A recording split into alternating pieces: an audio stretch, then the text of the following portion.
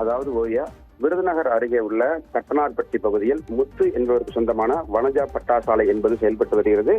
30க்கும் மேற்பட்ட அறைகள் கொண்ட இந்த பட்டாசாலையில் ஃபேன்சி ரக பட்டாசுகள் தயாரிக்கப்படுவதாக முதற்கட்ட விசாரணை தெரிய வந்திருக்கிறது.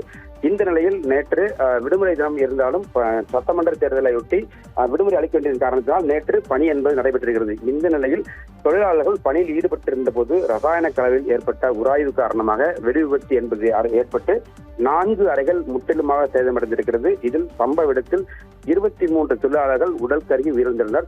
மேலும் 6 பேர் விருதுநகர் மற்றும் சிவகாசி அரசு மருத்துவமனையில் சிகிச்சை பெற்று வந்த நிலையில் இன்று 25 தற்போது வரை 25 பேர் பலியாகிறார்கள். பஞ்சவர்ணம் என்ற பெண் தொழிலாளி தற்போது உயிரிழந்திருக்கிறார். இதனால் பலி எண்ணிக்கை 25ஆக உயர்ந்திருக்கிறது.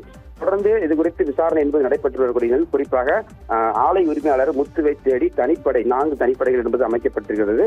மேலும் விசாரணை என்பது தீவிரப்படுத்தப்பட்டிருக்கிறது. குறிப்பாக குழந்தை தொழிலாளர்கள் பணியில் ஈடுபடுத்தினார்களா, எவ்விதமான பட்டாசுகள் தயாரிக்கப்பட்டது, உரிமம் இருக்கிறதா, உரிமம் புதுப்பிக்கப்பட்டிருக்கிறதா, வேறு யாரிடம் உரிமம் கொடுக்கப்பட்டிருக்கிறதா என்பது குறித்து விசாரணை என்பது நடைபெற்று வருகிறது.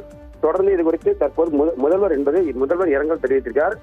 அவர்களது அடிப்படையில் மாவட்ட அமைச்சர்களான தங்கம் தென்னரசு மற்றும் கே ராமச்சந்திரன் ஆகியோர் தொடர்ந்து ஆய்வுகளை மேற்கொண்டு வருகிறார். இந்த நிலையில் தற்போது இந்த பட்டாசு விபத்து குறித்து விசாரணை நடத்துவதற்காக ஐஏஎஸ் ஒருவர் நியமிக்கப்பட்டிருக்கிறார். தொடர்ந்து அவர் விரைவில் விசாரணை தொடங்குவார் எனவும் எதிர்பார்க்கப்படுகிறது. ஓவியா.